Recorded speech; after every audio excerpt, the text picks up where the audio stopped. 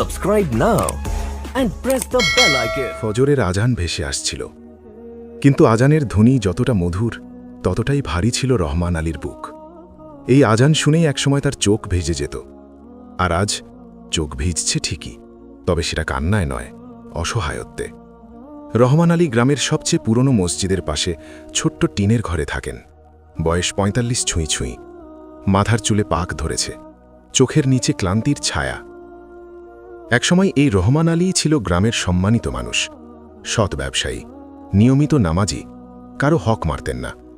কিন্তু সময় বড় নির্মম, সে ধীরে ধীরে সব কেড়ে নেয়। আজ রহমান আলী উঠে দাঁড়ালেন, অজু করলেন, মুখে পানি দিতেই আয়নার সামনে নিজের চেহারাটা দেখে থমকে গেলেন। ইয়া আল্লাহ, এই মানুষটা কি আমি?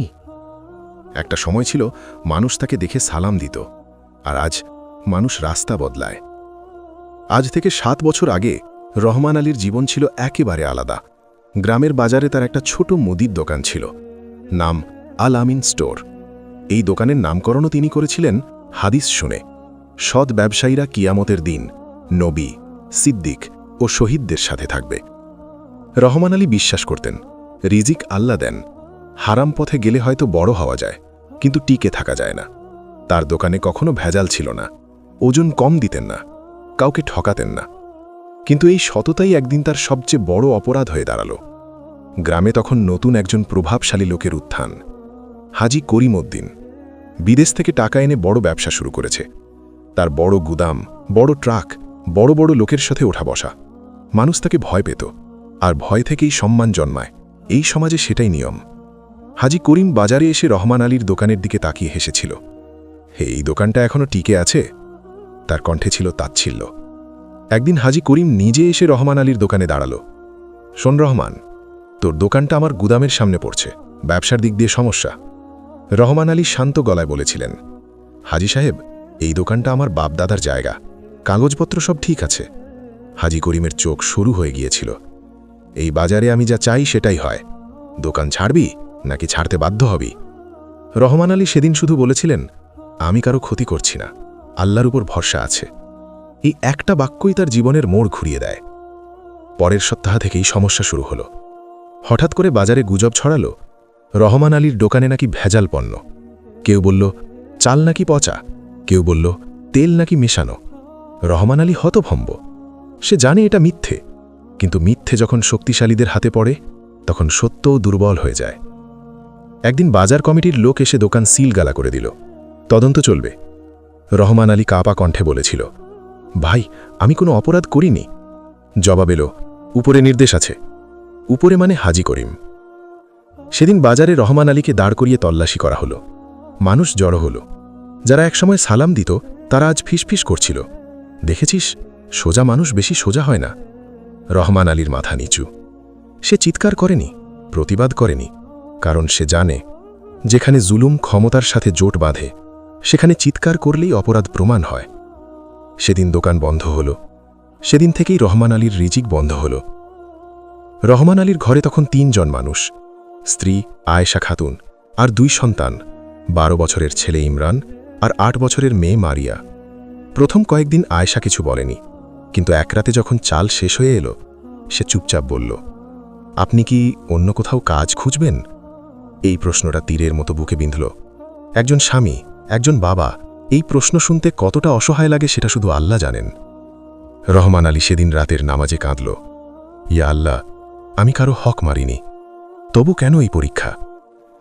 2 মাস পর আরেকটা খবর এলো, রহমান আলীর দোকানের জায়গাটা নাকি সরকারি খাস জমি। কাগজপত্র জাল করা হয়েছে, স্বাক্ষর জাল, নথি উধাও। রহমান আলী ছুটে গেল থানায়। ওসি তাকিয়ে বলল, আপনি বড়লোক নন, মামলা করলে উল্টো ঝামেলা বাড়বে। এই কথার ভেতর লুকানো ছিল হুমকি। রহমান আলী বুঝে গেল এটা শুধু ব্যবসা নয়, এটা তাকে ভেঙে দেওয়ার চেষ্টা। একদিন বাজারে হাজি করিমের সাথে মুখোমুখি দেখা। হাজি করিম হেসে বলল, কেমন আছিস রহমান? রহমান আলী তাকিয়ে বলল, আল্লাহ যা করেন ভালোর জন্যই করেন। এই কথায় হাজি করিমের হাসি আরও চওড়া হল। আল্লাহ বড়, কিন্তু বাজারটা আমার। এই একটা বাক্যেই তার অহংকার উন্মোচিত হল। এক রাতে ইমরান বলল, আব্বা, কাল স্কুলে মাস্টার বেতন চেয়েছে। রহমান আলী কথা বলতে পারল না। মারিয়া পাশে বসে বলল, আব্বা, তুমি আবার দোকান খুলবে না? এই প্রশ্নের কোনো উত্তর ছিল না। সে শুধু মাথায় হাত বুলিয়ে দিল। সেদিন গভীর রাতে রহমান আলী জায়নামাজে বসে বলেছিল, ইয়া আল্লাহ, আমি বদলা চাই না, আমি শুধু ন্যায়ের ফয়সালা চাই। আপনি ছাড় দেন, কিন্তু ছেড়ে দেন না। এই বিশ্বাসটাই আমাকে বাঁচিয়ে রেখেছে। তার চোখের পানি জায়নামাজ ভিজিয়ে দিল। সে জানত না এই কান্নাগুলোই একদিন এমন আগুন হবে যা জুলুমের প্রাসাদ পুড়িয়ে দেবে। এই গল্প এখানেই শেষ নয়, কারণ যেখানে আল্লাহর ধৈর্য শেষ হয় সেখান থেকেই শুরু হয় তার বিচার। হাজী করিম তখনও জানে না তার হাসির পেছনে সময় দাঁড়িয়ে আছে। রহমান আলী তখনও জানে না তার নীরবতা একদিন সবচেয়ে ভয়ঙ্কর জবাব হয়ে উঠবে। সময় কখনো থেমে থাকে না, সে নীরবে চলে, আর তার সাথে চলে আল্লাহর সিদ্ধান্ত। রহমান আলী তখনও জানে না তার জীবনের সবচেয়ে অন্ধকার সময়টাই আসলে আলো জন্ম দেওয়ার সময়, আর হাজী করিম তখনও জানে না তার সবচেয়ে উজ্জ্বল সময়টাই আসলে পতনের শুরু। রহমান আলীর দোকান বন্ধ হওয়ার 6 মাস পর হাজী করিম পুরো বাজারটা প্রায় দখল করে নিল। নতুন গুদাম, নতুন ট্রাক, নতুন বিলাসবহুল গাড়ি।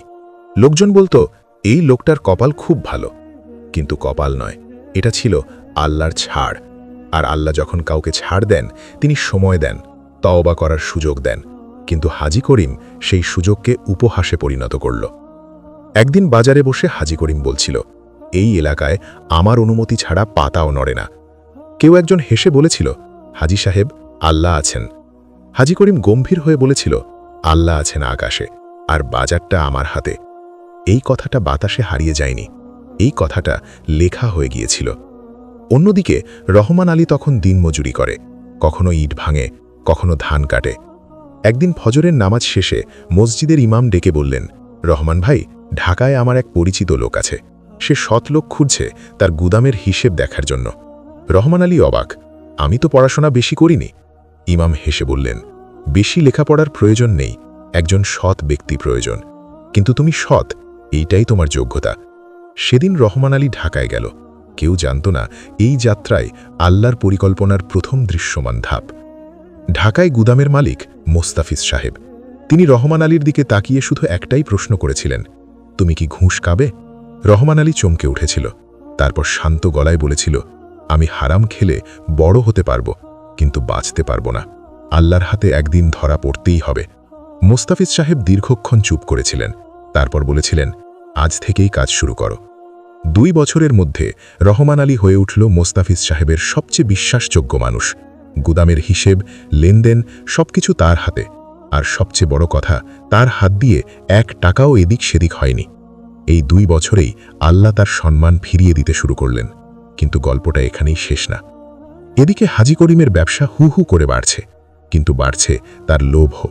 সে এখন শুধু ভেজাল নয়, ট্যাক্স ফাঁকি, জাল কাগজ আর ঘুষ সবকিছু করছে। সে ভাবছিল কেউ কিছু করতে পারবে না, কিন্তু আল্লাহ যখন ধরেন তিনি শিকড় ধরে ধরেন। একদিন ঢাকায় মুস্তাফিজ সাহেবের কাছে বড় এক প্রজেক্টের কাগজ আসে, বিদেশি কোম্পানি, বড় অঙ্কের বিনিয়োগ। সেই কাগজটি দেখার জন্য দেন রহমান আলীর কাছে। কাগজে একটি নাম দেখে রহমান আলীর বুক ধক করে উঠল, হাজী করিম উদ্দিন। এই সেই লোক যে রহমান আলীর জীবন চূর্ণ বিচূর্ণ করে দিয়েছিল। রহমান আলী কিছু বলেনি, সে শুধু হিসেব খতিয়ে দেখতে লাগল। আর যত দেখছে ততই স্পষ্ট হচ্ছে, জাল কাগজ, ভুয়া হিসেব, কালো টাকা, এই সব কাগজ একদিন তার জীবন ধ্বংস করেছিল। আজ সেই কাগজই হাজী করিমের গলার ফাঁস। মোস্তাফিজ সাহেব বললেন, এই রিপোর্ট দিলে হাজী করিম শেষ। রহমান আলীর হাত কাঁপছিল। তার সামনে সুযোগ ছিল বদলা নেওয়ার। একটা সই, একটা রিপোর্ট, হাজী করিম ধ্বংস। কিন্তু রহমান আলী সেদিন রাতে ঘুমাতে পারেনি। সে জায়নামাজে বসে বলেছিল, ইয়া আল্লাহ, আমি যদি বদলার জন্য লিখি, আমাকে থামিয়ে দিন। আমি চাই আপনি বিচার করুন। পরদিন রহমান আলীর রিপোর্ট জমা দিল, কিন্তু কোথাও নিজের ব্যক্তিগত কথা লেখেনি, শুধু সত্য লিখেছে। সে কোনো কিছু বাড়িয়ে লেখেনি, আবার কিছু কমিয়েও লেখেনি। এইটাই সবচেয়ে ভয়ঙ্কর জিনিস। 3 মাসের মধ্যে হাজী করিমের বিরুদ্ধে তদন্ত শুরু হলো। তাকে গ্রেপ্তার করা হলো, ব্যাংক অ্যাকাউন্ট ফ্রিজ করা হলো, গুদামে সিল মেরে দেওয়া হলো, তার নামে মামলা চলতে শুরু করল। লোকজন বলতো, কাল পর্যন্ত যে মানুষটা রাজা ছিল, আজ সে একা। তার নিজের লোকজনই তাতে ছেড়ে গেল। এভাবেই কেটে গেল অনেক দিন। নিজের সাজা শেষ করে একদিন হাজী করিম জামিনে বের হয়ে ঢাকায় এলো। সে জানতে পেরেছে সব কিছুর পেছনে রহমান আলীর রিপোর্ট। সে খুঁজে খুঁজে রহমান আলীর অফিসে এলো। দরজায় দাঁড়িয়ে কাঁপা গলায় বলল, রহমান, তুই আমার সাথে এটা করলি? রহমান আলী তাকিয়ে শান্ত গলায় বলল, আমি কিছু করিনি, আমি শুধু সত্য লিখেছি, যেটা তুমি নিজেই বানিয়েছ। হাজী করিম হঠাৎ বসে পড়ল, চোখ ভিজে গেল। আমি তোকে শেষ করতে চেয়েছিলাম। রহমান আলী বলল, আর আল্লাহ সময় দিয়েছিলেন। এই কথাটা ছুরির মতো লাগল। হাজী করিম জিজ্ঞেস করল, তুই আমাকে ক্ষমা করবি? রহমান আলী চুপ করে রইল। তারপর বলল, আমি তোমাকে ক্ষমা করতে পারি, কিন্তু আল্লাহর হক তুমি নষ্ট করেছ, ওটা আমার হাতে নেই। আজ রহমান আলী আবার নিজের গ্রামে ছোট করে আবার দোকান খুলেছে, নাম সব্র স্টোর। লোকজন আবার সালাম দেয়, কিন্তু রহমান আলী আগের মতো গর্বিত না। সে জানে সবই আল্লাহর ইচ্ছা। এই গল্প শেখায়, আল্লাহ দেরি করেন, অবহেলা নয়। জুলুম যত বড়ই হোক, সময় সীমিত। সবচেয়ে ভয়ঙ্কর বদলা হয় নীরবে, আর সবচেয়ে শক্তিশালী অস্ত্র সবর। আল্লাহ ছাড় দেন, কিন্তু ছেড়ে দেন না। যে আল্লাহর আদালতে মামলা করে, সে কখনো হারে না, শুধু অপেক্ষা করে।